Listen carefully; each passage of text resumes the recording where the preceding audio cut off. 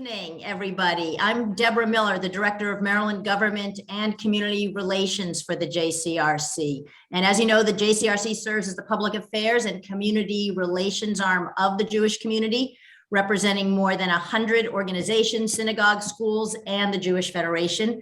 We're here tonight to advocate not only on behalf of the Jewish community, but for the well-being of the entire community and to share our budget and legislative priorities for this year, which you all got a copy of. Before we get to our priorities, I have to say, since it's the first meeting I'm running in this position, I started last year on January 6th, don't hold that against me, but it's truly my pleasure in this role to introduce Senator Brian Feldman, who serves as Vice Chair of the Senate Finance Committee, Delegate Linda Foley, who sits on the House Environment and Transportation Committee. Delegate, that's okay. Delegate Fraser, David Fraser Hidalgo, who is here represented by Molly. Molly, I'm not sure. Yep, that's it. Yep, you got it. Okay, terrific, because he's in a committee hearing right now, correct? Subcommittee, yes. Yes, subcommittee. And who serves on the House Environment and Transportation Committee and is the chair of the Transportation Subcommittee, and Delegate Lily Chi, who sits on the House Economic Matters Committee and serves as the chair of the House Business Regulation Subcommittee. So thank the entire delegation for being here along with Molly. To kick off tonight's discussion, I'd also like to introduce you to the co-chairs of our Maryland Commission, Bobby Schulman and Todd Rosenberg. And Bobby is going to outline our priorities, and Todd will then moderate our discussion. So please put your questions in the chat box, and Todd will try to get to as many as possible. You should also know, as you heard, this is being recorded. And if you would like closed captioning, you can click on a button on the screen. Some people it's the bottom, some it's the top. And a little bit later, our fearless leader, our executive director, Ron Halber, who's on another Zoom right now, but is going to stop by. So without further ado, Bobby, it's all yours. Thank you, Deborah. Good evening, everyone, and thank you all for joining us. I'm so delighted that we have a nice group to ask lots of questions. And a special thanks to members of my delegation, District 15. Tonight, we want to focus on a few issues that are front and center for the Jewish community. First, security funding. Given the dramatic rise in anti-Semitism, this is our number one priority. Although Jews only make up 2% of the US population, 60% of religious-based hate crimes are against us and our institutions. This is why we are requesting $2 million in operating funds for schools and childcare centers that are at risk for hate crimes and attacks, and $3 million for houses of worship that are increasingly vulnerable, and which our governor has increased to $5 million.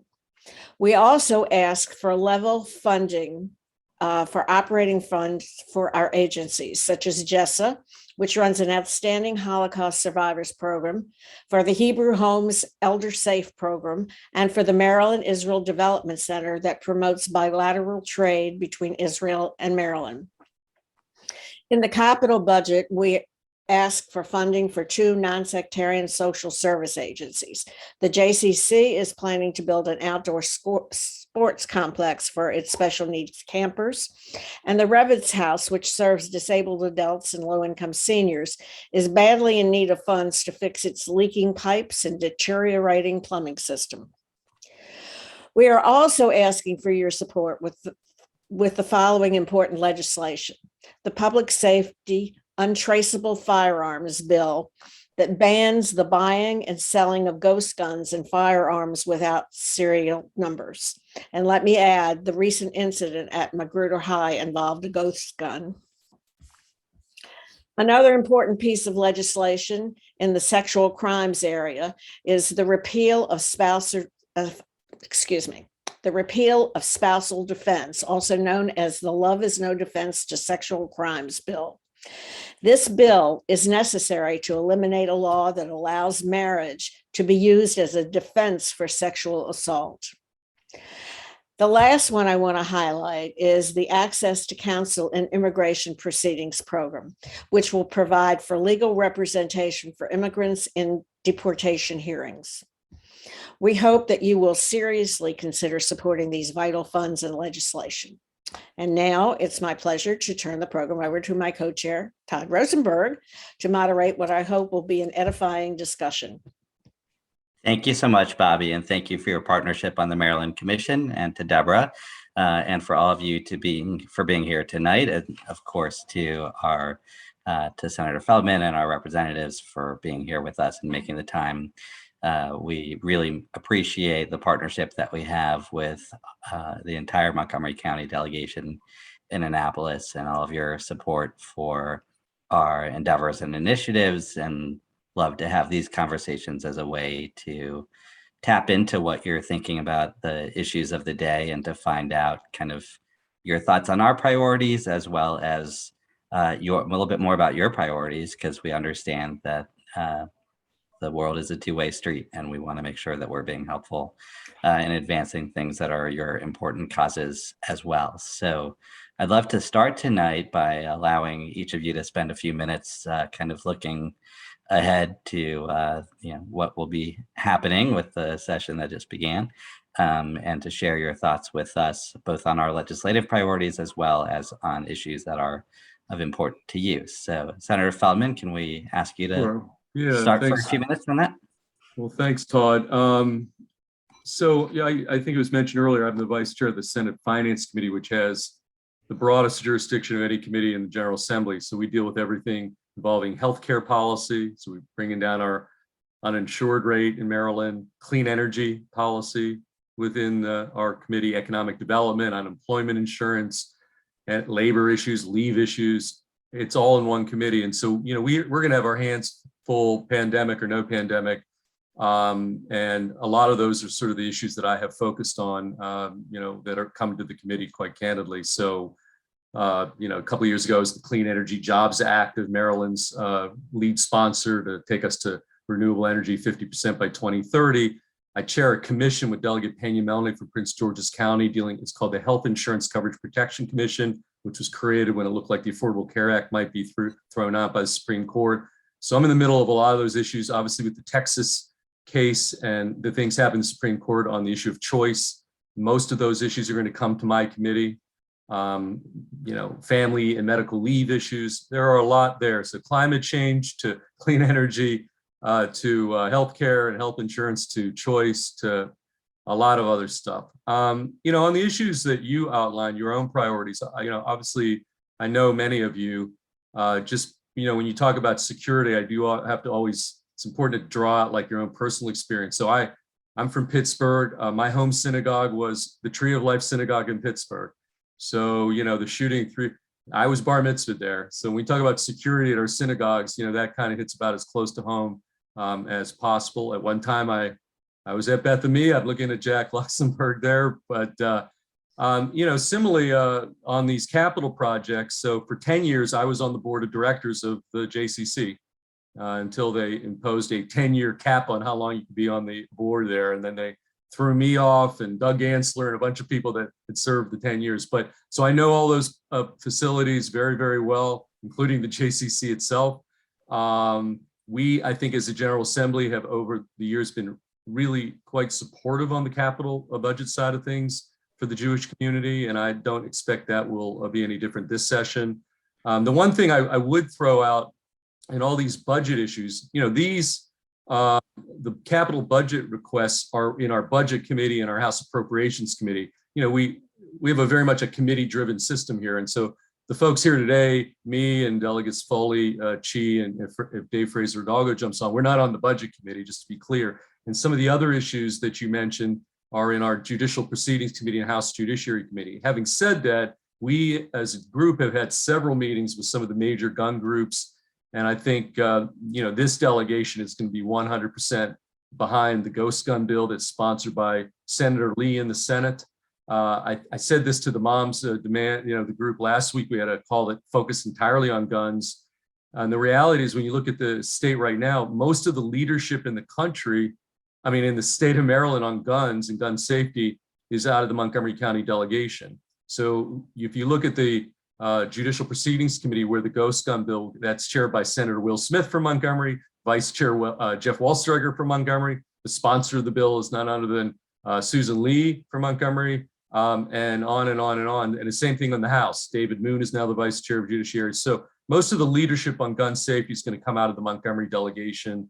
And I'm pretty confident we're going to get the ghost gun bill done. The other bills, access to counsel, again, Will Smith and Jeff Waldstreicher chair of the Senate committee that have jurisdiction. So I think we're well positioned to get most, if not all of, your goals and your priorities done this year, but you never know, the legislative process can be messy. So I'd love to hear, obviously what's on everybody else's minds. So I'll stop there and I'll pass it on to my colleagues, and I'll let you pick, Debbie, who you want to start with.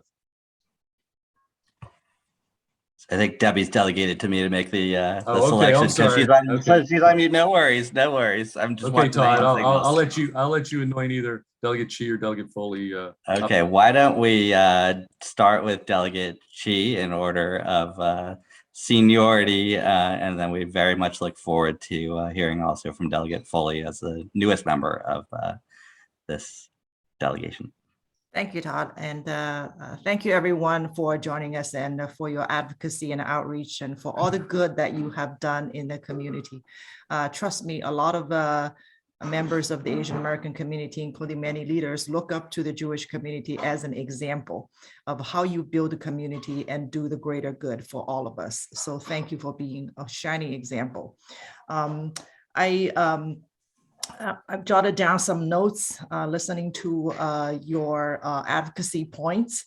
I first want to say that I'm really honored to serve District 15 along with my terrific district colleagues, and I learned so much from Senator Feldman and Delegate David Fraser Hidalgo. And now I find it interesting that according to seniority, I'm jumping ahead of Delegate Foley, who's quite a community leader, and we're very proud that she's joining us too. I am proud that, getting into my last year of the first term, I have been appointed by the Speaker as Deputy Majority Whip and the Vice Chair of the Business Regulation Subcommittee within the Economic Matters Committee. I'm able to advance certain bills that I've been passionate about across a broad range of issues.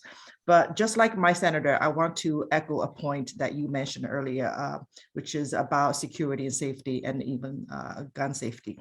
I want to give a shout out to all of you, JCRC especially, for what you did in the past couple of years for the Asian American community. It was a tremendously difficult time for all of us, and you really stepped up and issuing statements, standing up with us, making sure we denounce bigotry and xenophobia. For many people like me who came to this country relatively late as adults, who didn't grow up here, we had no idea how ugly the racism could manifest itself until something like that happened. And for many people, it was a huge shock. They didn't see that coming.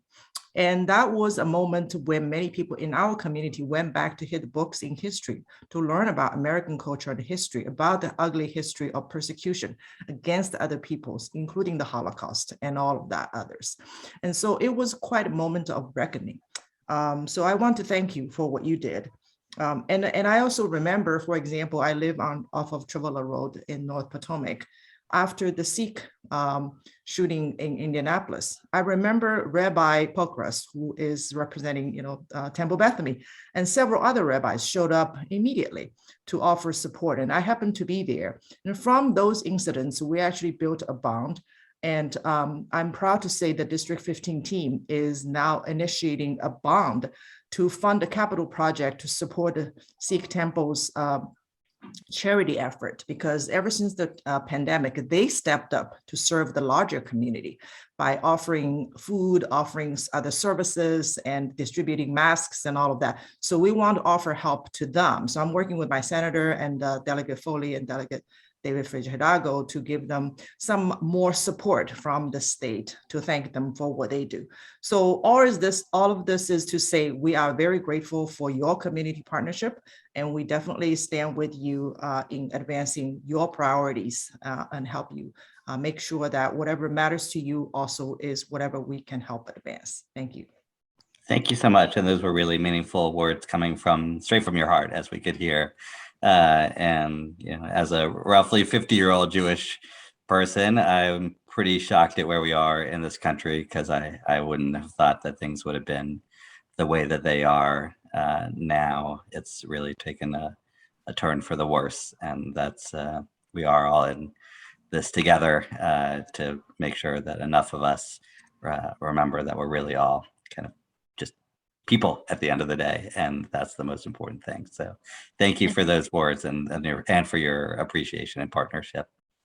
Before we get to Delegate Foley, I'm going to interrupt Todd for one Please. second. Something to Delegate Chi's point that I know Ron, who's now joined us, is very proud of. Something he worked on, that the JCRC worked on for 2 years, was a $700,000 county grant, which was for not just Jewish institutions, but I know other organizations that got funding from the county: Chinese Cultural and Community Center, Bridge City Church, the U.S. Zen Institute, and these are all things that we also advocate for, to your point. And this was a big accomplishment for Ron, thanks to the county council and thanks to the county executive. Sorry, I just had to say that because it just happened last week that the money was awarded $700,000. Actually, Todd, if I can just add one thing. Thank you. Delegate Chi, there's a little bit of an unwritten story that it someday is going to be published about what happened during the pandemic. And a lot of people don't know, but the Chinese American community in the United States was instrumental in securing protective equipment for Jewish facilities throughout the United States. And it all started when, in the previous administration, when the president referred to the coronavirus as the Chinese flu.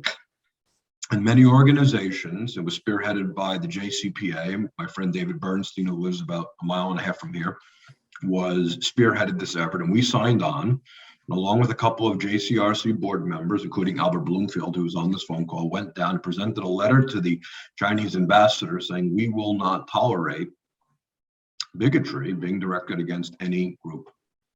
Group of 40 Chinese American businessmen who were able to get through the supply chain in a way that, because they had connections to the mainland in ways that we didn't have, produced millions and millions of protective personnel equipment for Jewish hospitals and organizations in China. And when JFGH was on the list of the county, and they were number 7 on the list of Montgomery County nonprofits, and they couldn't get PPP equipment, suddenly big boxes arrived from California that had been arranged by Chinese Americans. So it's a beautiful history of partnership, something that not a lot of people know, but it just shows that how we as one people, as one fabric of society, stand together. When discrimination and bigotry hits one of us, it hits all of us. And when we need help, we all need to be there for each other. And I saw that firsthand. I was amazed at the incredible generosity of the Asian American community in this country during the pandemic. To the Jewish community, we couldn't do it. We needed help, and the Asian American community, specifically the Chinese American community, was there for us. So I just thought. Hey, Ron, can I just? I know we want to get to Linda. Can I just interrupt real quick and say, because a lot of you may not, know this, because maybe you don't know Lily, but she is the first Chinese-born state legislator in the history of our state. Okay, just so that from a historic standpoint, I want to throw that out. That's why I wanted to mention it. Yes, and secondly, you should also know, because many of you may not know the contours of District 15, but of all 47 legislative districts in the entire state of Maryland, District 15 has the largest Asian population of any legislative district in our state. So sorry to interrupt there, Ron. I just want to throw a couple factoids here for the group that, is top. No, I just thought. Thank you. I just thought, considering Delegate, she was talking about partnership, that it's a very amazing story. It's going to be written about someday, because it was such an amazing event to watch that very few people knew about, but I just thought it was very appropriate to say now. And I just wanted to say, and just wanted to add that at this moment. Thank you. That's a great point, Ron. So without further ado to Delegate Foley, welcome to the party of District 15, and would love to hear your thoughts. And Molly, we appreciate your standing in for Delegate Fraser Hidalgo. We definitely want to hear from you as well. So Linda, go ahead. Okay, thank you. Yeah, it is. Let me just echo what my teammates said about how we so appreciate the activism of your community and the fact that you step up for social justice and to do what's right and help all of us, stay on the straight and narrow. I'm very happy to hear that that there's funding in the state budget for security. It makes me sad though that has to be a priority. There is, as has been mentioned, so much hate around.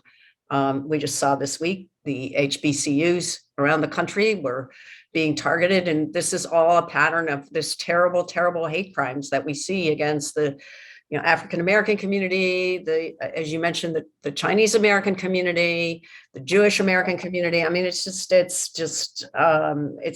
terrible. And as you said, I didn't think that we would be in this position in 2022, but unfortunately we are. And so, we who are people of goodwill have to, be strong and stand up for each other, as everybody has said here. So I certainly appreciate that. And I also appreciate being a part of this District 15 legislative team. I think it's great. It's great to be able to serve with people like Senator Feldman, Delegate Chi, and Delegate Fraser Hidalgo, who all have so much experience and are so active and, for pushing for a good policy. In terms of, your priorities, as Senator Feldman mentioned, I think the ghost gun ban is going to pass, and certainly everyone is on board with that. I should also mention, in addition to the list of Montgomery County supporters that Senator Feldman alluded to with the ghost gun ban, also Delegate Leslie Lopez from Montgomery County is the House sponsor of that bill. So it's Montgomery County that is leading the charge there. The repeal of the spouse of defense is a very important bill. And it's a very important bill and a priority for several groups, including a number of women's groups, because that's a very important wrong to correct. And then finally, the access to counsel for immigrants who face deportation hearings. I was just at a rally today on Lawyers Mall. I'm actually in Annapolis. Brian might be too, but the House is not really here, but I'm here because I'm new. So I'm still trying to figure out what's going on. So I'm in Annapolis, and there was a rally. It was a small rally, but a rally today around that issue. And that also is getting quite a lot of press. I certainly support all three of your priorities. And as I've indicated, intend to work do what I can do to get those passed into law. I'm not on any of the committees that deal with those. And I don't want to speak for Delegate Fraser Hidalgo, but we're both on the same committee, which is Environment and Transportation. And I do want to say that Delegate Fraser Hidalgo is a leader in the area of environment, which he has passed and is proposing some very, very important legislation. I have my own tiny little environmental bill that I'm pushing as a first-time 1-month-old delegate that would ban gas leak blowers, which a lot of people in District 15 like that idea. And so on the Environment and Transportation Committee, we are dealing with a lot of those environmental issues, as well as the transportation issues, which, District 15 is kind of like ground zero for the transportation discussions that are happening in the legislature and, with respect to the infrastructure bill and everything else. So it's very interesting for me.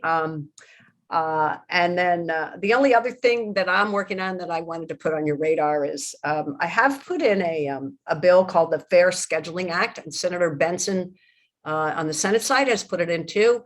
I don't know whether it will pass or not. It's going to come to Lily's committee, but it is an important concept and act with respect to low-wage workers who are coming out of the pandemic, because with the labor shortages, they're being made to work shifts back to back to back.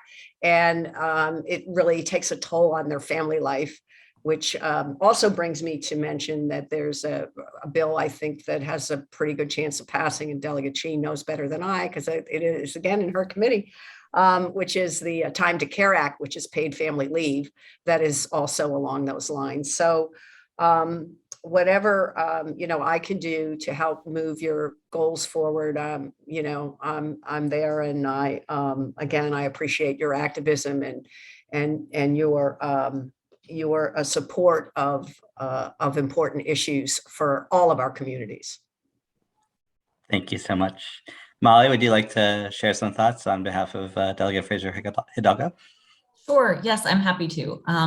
So I'm Molly. I'm Delegate Fraser Hidalgo's legislative director. He is unfortunately unable to come tonight. So thank you for letting me speak on his behalf. I just want to say that I know Delegate Fraser Hidalgo is so proud to serve such a diverse constituency in District 15, and he so values having such involved constituents who are so passionate about so many important issues. Like Delegate Foley said, the Environment and Transportation Committee doesn't deal directly with some of your priority bills, but as the chair of the Legislative Latino Caucus, the HB 114 is one of their legislative priorities this session. So they will be working diligently to make sure that that gets passed. And he is definitely supportive of the ghost gun ban. Like Senator Feldman said, they met with Moms Demand Action last week to discuss that in more detail. So he is fully supportive of that, as well as the spousal bill. So yeah, and he would be happy to meet with constituents directly if you have any follow-up questions or anything like that. So Thank you so much. Sure. I should also, because I don't know if everybody here is familiar, because we talked about how diverse District 15 is, how large District 15 is. So it is the largest legislative district in the entire Montgomery County by far. So it goes from Potomac all the way to the Frederick County border along the Potomac River, and then through half of Germantown all the way to Clarksburg. So we represent Poolesville farmers, billionaires on River Road, folks in Germantown. So it is a very, very diverse constituent base with, very different politics and, again, Poolesville to Potomac. So I just want to make sure everybody knows how large and diverse the legislative district we represent is. And my 15-year-old and I were recently driving because she's on her permit, and it was a great place to go all the way out to the end of River Road and turn right and go on Seneca. And we were through much of District 15 and made it back out, and nobody. The ag reserve. Ag reserve, right. The ag reserve, and nobody in District 15 was harmed by her driving. So a win for all included. So, obviously, we welcome any questions that our guests have, and thank you so much to our community members for joining us tonight. Obviously, with the nature of District 15, the environment is one of the biggest issues in this winter of crazy storms and continuing climate change. Where do you see things heading from a kind of Chesapeake Bay issue and other issues of key environmental concern for Maryland? Is that direct anybody in particular? Any of you should feel free to take it. Well, so last session didn't end that well on that front. We had something called the Climate Solutions Act. Senator Pinsky on our side ushered over to the House, and Chairman Barve from Montgomery County, Kumar, that's actually Linda Foley and David Fraser Hidalgo's committee, couldn't get together. But during this interim, there was a lot more conversation. So right now where we are is Senator Pinsky's about to put a bill in, a big omnibus Climate Solutions Act bill. In the House, they're handling it a little differently, and Linda may want to weigh in on this. They've taken that bill and they've sort of broke it into 5 different bills in the House. So this could get a little logistically complicated, but I'm really pretty confident, that we're going to get something done that didn't get done last session. And some of these spill over into my committee, as I mentioned earlier, the clean energy stuff. So I'm actually working with Delegate Charkoudian from District 20, several bills dealing with the electric grid and energy efficiency and all kinds of stuff in that space. But the big bill will be the Pinsky, Barvik collaboration, if you will, as I see it. And I think they'll get something done. Great. Anyone else? Also on the House side, there are quite a few bills on electrification of vehicles, both in infrastructure supporting electric vehicles and also electrification of fleets, like the state bus fleet and local bus. And there's a really interesting bill that Mark Corman put in that from District 16 that would actually provide money to retrain bus drivers to drive and mechanics to work on electric buses so that the jobs that are there aren't lost and they can transition over to the electric fleet. So there are a number of bills like that as well as what Senator Feldman mentioned on the environment. And of course, as I mentioned before, I think Delegate Fraser Hidalgo is a recognized leader on environmental issues on the House side. Hey, Todd, I should have also mentioned that, clean energy, there's a lot of upside economic potential. We're really expecting a lot of federal money coming down the pike here soon. And I have collaborated with Delegate Chi on clean energy technology and economic development in the clean energy space. You can talk a little bit about that, but many of you may have read, like US Wind is opening up in Baltimore County, a huge facility that's going to build wind turbines for the entire Eastern Seaboard. And solar industry is creating tens of thousands of new solar jobs. So it's not just the environment. When we get into the renewable energy space, it holds some really upside economic potential for Maryland. And that's really something Lily has shined on. So, is in her first term is, economic development issues and clean energy as well. So I just want to throw that in there. Outstanding. Rabbi Pokris, I think you had a question or a point to highlight, please. Thank you, Todd. I find myself in a really odd position. I think this is the first time I have ever advocated or in this kind of a context for myself as opposed to for others, and it feels really odd.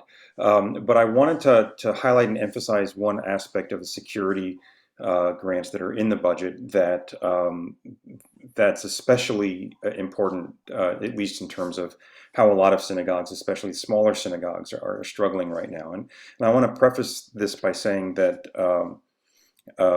while we understand that most synagogues will not be attacked, the question isn't whether it will happen again, but when, and it could be anywhere, which means we have to be ready.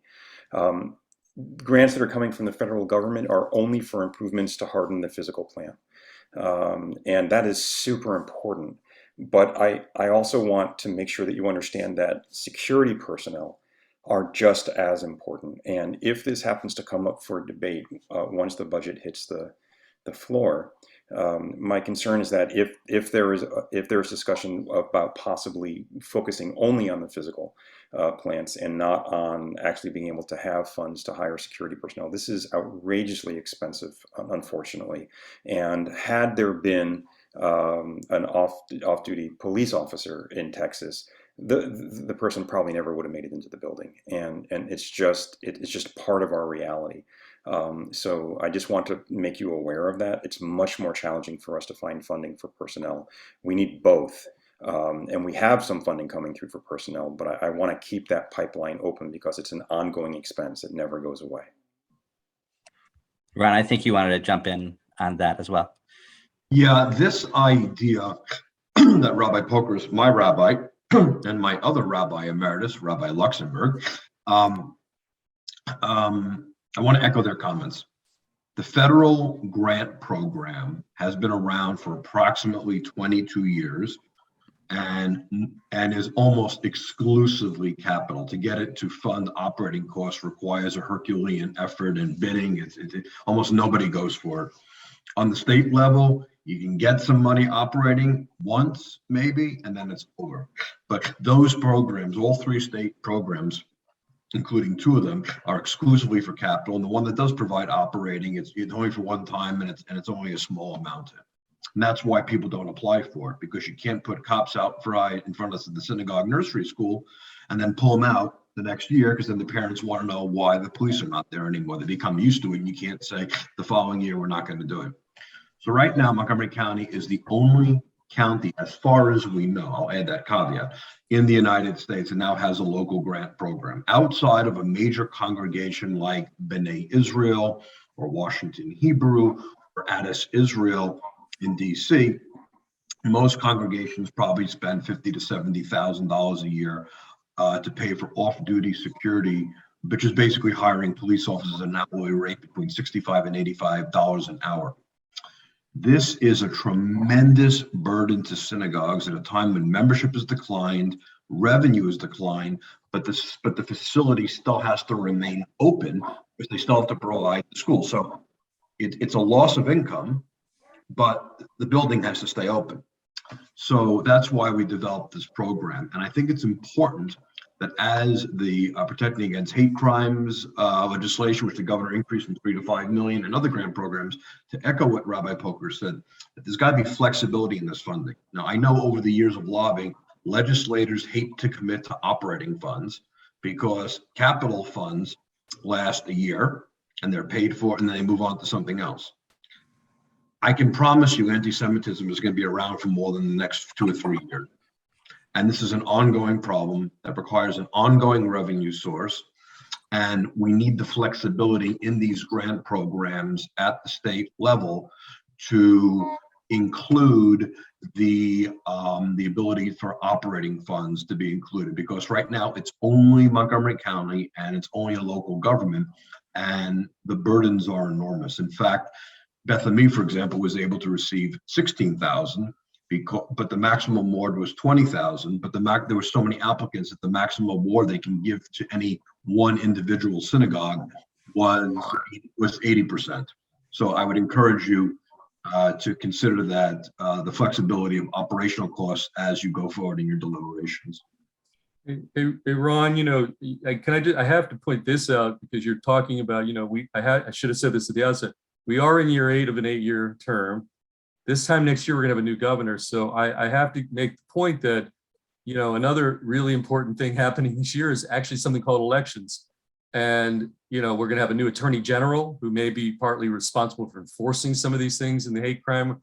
We're gonna have a new governor, a new state comptroller, a brand new general assembly. I mean, the stakes are actually quite high for the future of a lot of the things you just mentioned. So I know this is not a partisan organization, but you guys are an advocacy organization. And, I really would encourage you between now and June 28th, when we have a primary, have some gubernatorial forums. Why don't you get some of these guys who are going to be the next governor on both sides and, press them on some of these issues. And so Brian, they're all scheduled. Okay. And most of, well, you're ahead of me, man. We had Wes Moore last week, right? The week before last, we had Yeah. Wes Moore, and we have several more scheduled. So we'll make sure that we're doing that. It's very and important. most of them we've already met with, and most of them I've already met with for breakfast. Well, then never mind. I'm not shy about it. Never mind. Great minds think alike. I just want to, but I want to say one thing, because we do have Amanda Katz here with us, and she's the executive director. She's one of the first people to sign on to this a few weeks ago. And I'm so thrilled you're here, the executive director of Jacada. And I think, I'm not sure if there's any, nobody here, our delegation can't answer directly to the legislation, but given your line of work, you've got to be an optimist. And I'm wondering what you're thinking this year in terms of how you're going to get over the hump and get this one through. This one has to go through this year. It's been so many years. We're one of the few states left in the country that does not, have these laws all buttoned up to protect spouses from being raped. It's antiquated, old thinking. I really encourage all of you kind, incredible people who've been such advocates for the issue of domestic abuse to continue your good work. We were talking about the environment before, and there's a lot of research on how environmental climate change and large-scale events cause a rise in domestic violence. The pandemic has been such a horrific, monumental crisis for families who have an abuser who's been quarantined with their victim, and their victims are more likely to be harmed in much, much more severe ways. And so we have a ton of work to do. We have huge waiting lists of people who are waiting for help.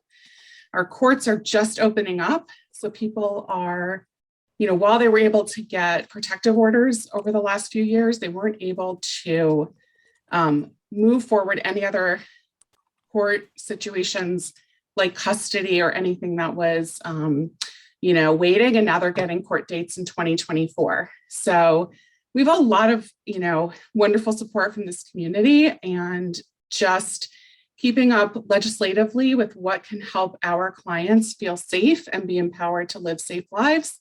We're just eternally grateful for everything you can do. Thank you.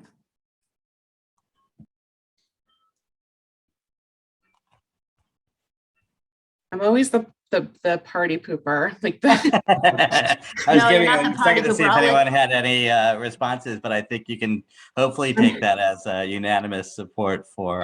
Debbie, can I just tell one bill in the sexual assault space that I actually am sponsoring in the healthcare arena? It has to do with right now under Maryland law, if you're assaulted and you go to the hospital, there is a prophylactic drug, there is a something that you would give to prevent HIV from kicking in, a certain drug, but right now the insurers require there's a prior authorization requirement for most of the insurance companies, which makes it moot at that point. And so I have a bill in that would prohibit this particular drug from requiring prior authorization in a sexual assault context.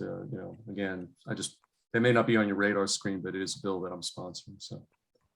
Thank you. Bobby, I think you may have had a question. Yeah, well, going back to the previous conversation about security, we had a security briefing last night, JCRC, and with the chief of police of Montgomery County and some other experts whose names I can't recall, Ron. But one of the things that we learned that is most important for synagogues is training. And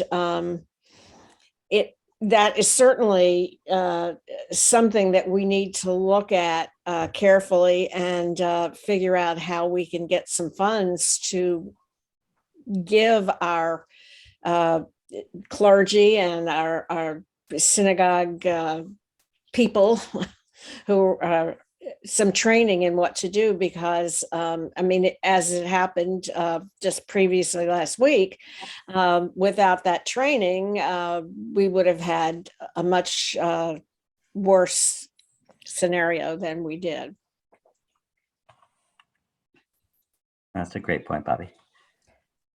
Rabbi Luxembourg, I think you have a question as well. Yes, thank you. And a heartfelt thanks to Amanda. You're not a party pooper, you're a hero.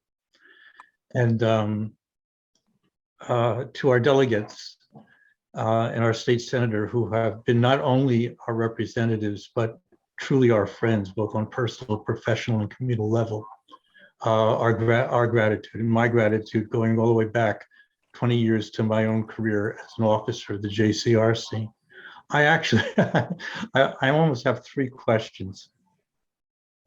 One, I want to know about what's being done at the state level to address issues of cybersecurity, especially to our vulnerable utilities and institutions, particularly health providers. I'd like to know about the issue of licensing of nurses and how this is any legislative remedy to the difficulty some are experiencing obtaining licenses this time when we are short nurses to the numbers of tens of thousands, even just in our state. And finally, thank you so much for your support. But I would like to know a little bit about where you find opposition to these legislative initiatives. And could you describe that opposition, where it comes from, and what, if anything, we can do as advocates to address it? It's a great question. Lily, maybe you on the cybersecurity topic, that's something that I think Lily, you've been involved with and are involved with on the joint committee, cybersecurity. You're on there. Actually, I would love to be assigned to that committee, but Oh, I okay. haven't been asked, although, thank you. But I do want to say something about your second point. And I wrote down all your points and I'm happy to look into that. I think there are colleagues who are advancing legislation related to the cybersecurity issue. But the second point about licensing of nurses, I think you're right in pointing out that the current health crisis really has revealed the broken infrastructure, public health infrastructure we have in this country, which is really inexcusable. As someone said, outbreaks are inevitable, but pandemics are avoidable, and I think that is one example that you mentioned. I want to say Senator Feldman serves on the Finance Committee, which deals with a lot of the health issues. But I also want to say that this comprehensive access to public health and to medicine, and ironically, Montgomery County is like a global leader in public health research and invention and discovery, and yet we also are, behind many other countries in health delivery. It's a collective realization by a lot of legislators that we need to do so much more in every aspect of public health, which is a form of social justice. So one of the bills that I introduced and passed, and I will continue to introduce version 2.0, is related to home care. It's not exactly nursing licensing, but it's a related issue that that we learned from the pandemic when so many people are homebound and they need home care. And the workforce in home care is among the most invisible and the least appreciated. So my legislation essentially would address that issue by shining spotlight on how the home care workers are being treated by the current system, especially those home care agencies that hire those workers are receiving public dollars from the state of Maryland by the form of Medicaid. So our bill would require them to properly classify and disclose how they are paying their workers and all of that. But it goes to the workforce stabilization issue that I think that you are speaking to, although it's not directly about nursing licensing, but I want to say all these issues are related, and we are learning what the pandemic really reviews and is teaching us about how we can improve our work. I just add, and then I'll let Linda weigh in, but this issue of nursing vacancies is a huge problem. So we actually have quite a number of bills. In fact, while you were talking, Rabbi, I was looking at an article today. We have some legislation now. We talk about how complicated the issue can get. Price gouging in the traveling nurse industry. There's so right now, as of today, Maryland Hospital Association had a press release today, 3,900 nursing vacancies in our state hospitals. And so what's happening is there's such a shortage, and you have folks, in fact, I have a nephew that stopped being an ER nurse 2 weeks ago at MedStar Washington Hospital in DC. He burnt out, young guy, went to Wood High School, nurse. But he's now kind of in a different thing, I would say, like a traveling nurse, but the issue of price gouging is now an issue, and there's legislation that was introduced today dealing with price gouging in the nursing space, because it's, and now the issue of licensing and who do we allow, but we have other bills dealing with loan repayments, trying to get more folks into nursing, particularly in our rural areas. That's been, a challenge for some time. It's not equal around the state, the nursing shortages, but obviously COVID has made this, the burnout rate is astronomical. When I look at this number of 4,000 today around, so this is a tough issue, but we have a lot of action. And also on cybersecurity, we have all kinds of bills in trying to deal, but we could use a little help at the federal level. If the United States Congress would do some stuff, it's hard at the state level to tackle cybersecurity topics in an effective way. We need some leadership from the United States Congress on that topic for sure. I was going to weigh in on the final, the rabbi's final question about where's the opposition coming from, and I could say something partisan, but I'm not going to. But that's a source of opposition, a big source of opposition. I think.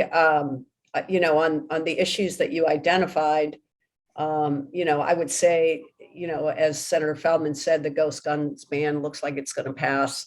But, on the issue of particularly, access to counsel, I mean, we have to remember that there are forces, not every place is like Montgomery County, right? And we are a little bit of a bubble in the legislature. And, and there are places in our state where they're just as anti-immigration or anti-immigrant as they are in, places like Texas. I think that's where the opposition comes from. But the good news is that if we as a majority really want to get these bills passed, I think we can do it. Sometimes, there's a question about cost, but fortunately we're sitting on we're in a very good financial fiscal position, probably better than the state's been. I think they said maybe in the last century or something like that, because we have a very large deficit. So it is a time to, all of the straw excuses for initiatives like this are falling away.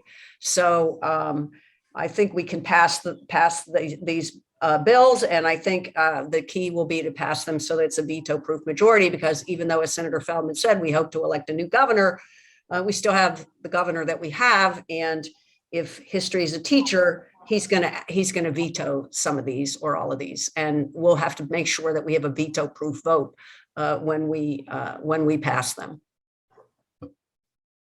Thank you. Great, thank you. Dr. Alan Zuckerman, I think you had a question as well. Maybe that's going to be the last question of the night, and then we'll close. I wanted to, thank our delegation for coming to listen to us. I wanted to comment on 3 issues. The first of which is the very special nature of the JCC Inclusion Camp and its reach outside of the Jewish community. Years ago, I served for many years as its medical director. My wife, Susan, served on the board with Senator Feldman, chaired the camp committee. This is a major national model that has developed a level of inclusion rarely seen, has had huge impact on many children, and many of them have come outside of the Jewish community. That should not be overlooked, but some of its most profound influence has been on the other enabled campers, and especially on the counselors, others who have worked with these children. I have followed them over the years. The impact goes on to change the lives of many people.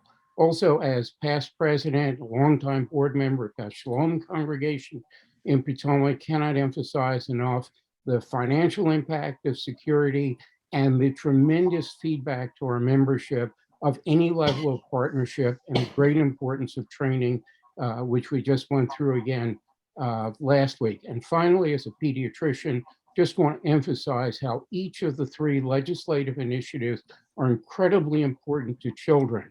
And we should not forget the impact of the immigrant legislation and all of the other proposed legislation on protecting the lives and future of children in Montgomery County. Thank you. Now, those are all great points. I'm going to call a slight audible because Jim Bergen did have a question in the chat, so I didn't want to overlook that. Besides the ghost gun bill, there's also a bill dealing with access to guns and tightening access to guns for juveniles. And that picks up on the earlier comment about the recent shooting at Magruder High School. Any comments on that legislation and how it's faring? Yeah, none of us are on the committee that will hear it. I always have to remind people that we will have, even with the pandemic, 2,500 to 3,000 pieces of legislation introduced this 90-day period. And so when somebody says, what about HB 358 dealing with, I'm not saying this is that, but if you're not on the committee and you're sitting in the Senate Finance Committee and there's a bill on guns and juveniles, it was HB. So I'm not that familiar in all candor, Jim, with the particulars of that bill, and I'm not on that committee, but we will have about 3,000 bills a session, so we don't know them all. Anyone else on that one before I turn it to Ron to close us out? But before I do that, my thanks to everyone again for being with us tonight and for all of your support for our community, for JCRC, and everything that everyone does to make this part of the world a little bit better. Ron? That sounded like a great closing to me. So I just want to echo what Todd said. First of all, thank you to our outstanding delegation. We don't just take it for granted that we have such a high quality delegation in Annapolis representing us there each and every day. So bless you and thank you for all the hard work you do each and every day to make our community safer, healthier, and Maryland and Montgomery County in particular, a wonderful place to live. And thank you to all of you who came on this call tonight to express your views and to demonstrate to our elected officials, both agency professionals, rabbis, and volunteer and lay leaders, but how much we really do care. We know that advocacy is a constitutional right, and it's a constitutional responsibility. And we must be there. And I think that we're fulfilling the basics of the best of JCRC participation and education by creating these forums. Brian, we will absolutely follow your lead and make sure that we continue to meet with all the candidates for all the top 3 or 4. I think it's the first time in 20 years that all those positions are vacant at the same time. And so to each and every one of you, I would say have a safe travel home, but we never say that anymore because we're always home. So I'd like to wish you all a wonderful rest of the week, and thank you very much for joining us here. And to please make yourself available for lots of exciting and informative and impactful JCRC programming in the near future. Thank you to Debbie also for organizing this event. Thank you, Ron and Bobby and our delegation. And one day I hope to meet you all in person. It's starting to get crazy in my home office. So one more thing, Todd and Bobby, thank you very much for your consistent and wonderful leadership of the JCRC's Maryland Commission. None of this could be done without you. Thank you. Thank you. We appreciate the opportunity. I know I'm speaking for Bobby when I say that we appreciate the opportunity to serve.